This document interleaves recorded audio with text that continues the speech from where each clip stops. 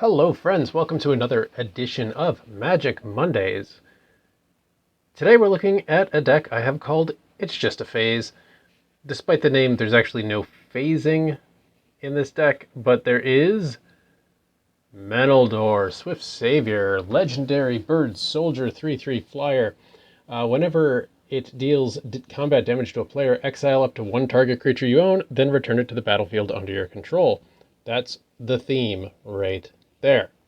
So, before we get into what we've got in the deck, let's just talk about the average mana cost of 3.2 with 40 lands, 38 creatures, very creature-heavy deck. Only 8 instants and 12 artifacts, 4 enchantments, and 3 planeswalkers, 2 Jace and a Tez. So, here we go. We got some draw power, because we need draw power. A little bit of counterspell action, a little bit of counterspell action. Aether Tunnel to try to make our Meneldor unblockable. Anti-cognition for some counterspell action, and then we get into creatures. We got creatures like Clonecrafter. When it enters the battlefield, conjure a duplicate of a random creature card from an opponent's library into your hand. We've got the Lost. When it enters the battlefield, draw a card. Pretty simple. Other creatures include Thassa's Oracle. When it enters the battlefield, look at the top X cards of your library, where X is your devotion to blue. Put one on top of your library and the rest on the bottom. So the idea is creatures entering the battlefield make a thing happen. Very simple idea. So here's another enchantment to make our creature Meneldor unblockable. We've got more counter stuff here that I kind of skipped over. More counter stuff here. We got some mana rocks. We have a Diamond Mare. Whenever you cast a spell, gain a life. It's just because it's a mono deck and I want to gain a little bit of life with it.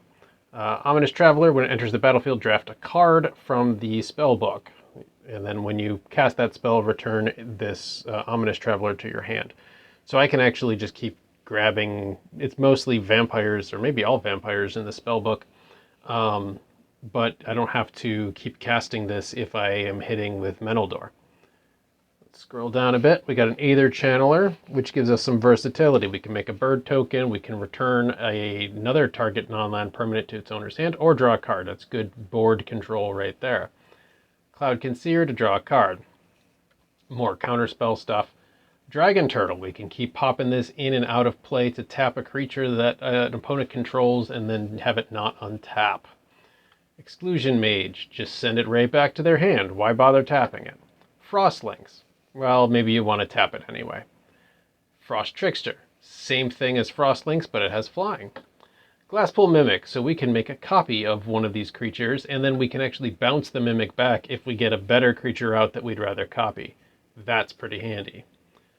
Hercule's Prodigy. When it enters the battlefield, create a tapped Power Stone. Whenever it attacks, you may pay 3. If you do, it gets +2/0 perpetually and can't be blocked this turn. So that can get real big real fast.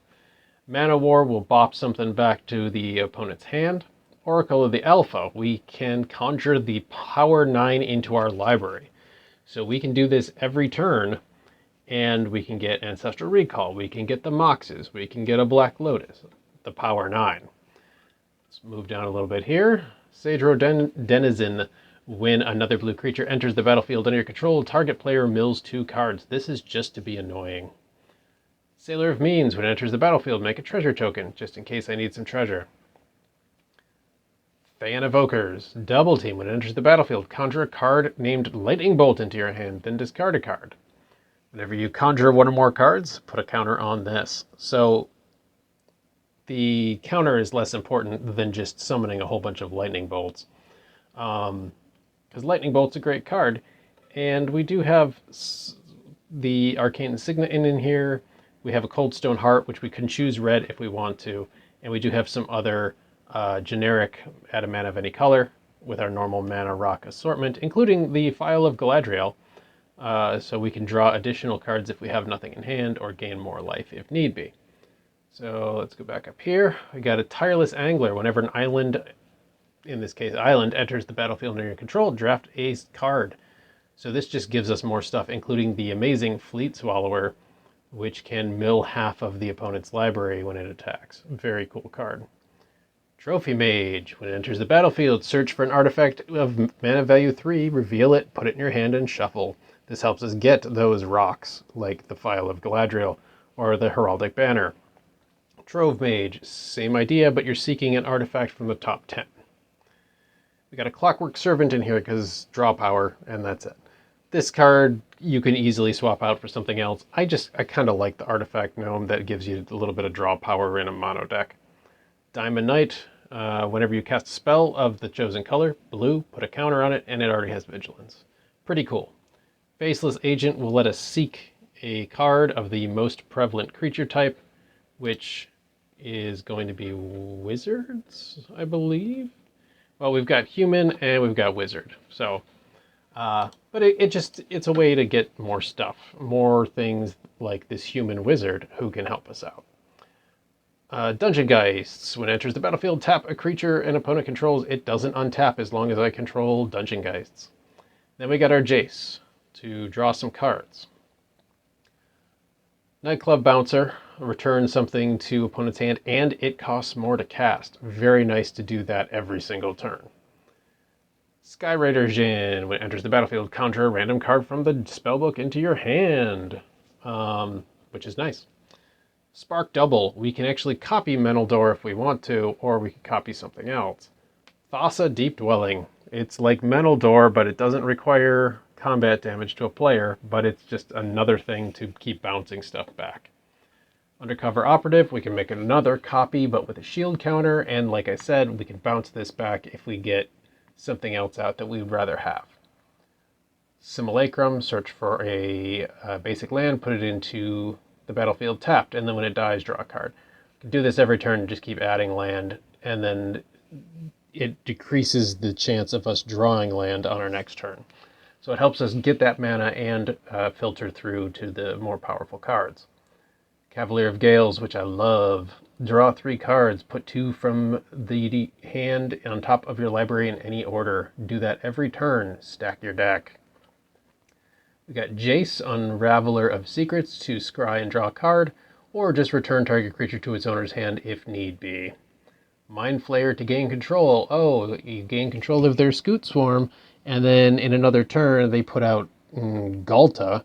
You could just take and bounce the Mind Flayer back and grab Galta instead of the Swarm. Sludge Monster, also helpful whenever it enters the battlefield or attacks. Put a slime counter on up to one other target creature, and then non-horror creatures with slime counters lose all abilities and have base power toughness 2/2. Only a couple cards left here. Tezzeret to make Thopters and draw cards if need be. Warzone Duplicator. When it enters the battlefield, return target creature an opponent controls with power less than Warzone Duplicator's power to its owner's hand. If that creature wasn't a token, conjure a duplicate of it into your hand. Very nice card to essentially play every single turn, either with Thassa or with Meneldor. We got Sphinx Mindbreaker. When it enters the battlefield, each opponent mills 10 cards. That's just to be obnoxious. And an Icebreaker Kraken, which taps, and anything that's already tapped of the opponent's does not untap next turn. Do that every turn and lock the board down. I should put in some better lands, but right now I just have the snow-colored islands, and the deck is working pretty well, but I could do some of the stuff where you get to scry or whatever. So we're going to play this game a little bit. I'll record some music, or I'll record some games and put some music on it, and I hope you enjoy this deck with Meneldor's Swift Savior called It's Just a Phase. And because we're about to put on the music, I just want to do my normal outro and remind you all to please be kind to yourselves and to each other, and thank you so much for watching this video.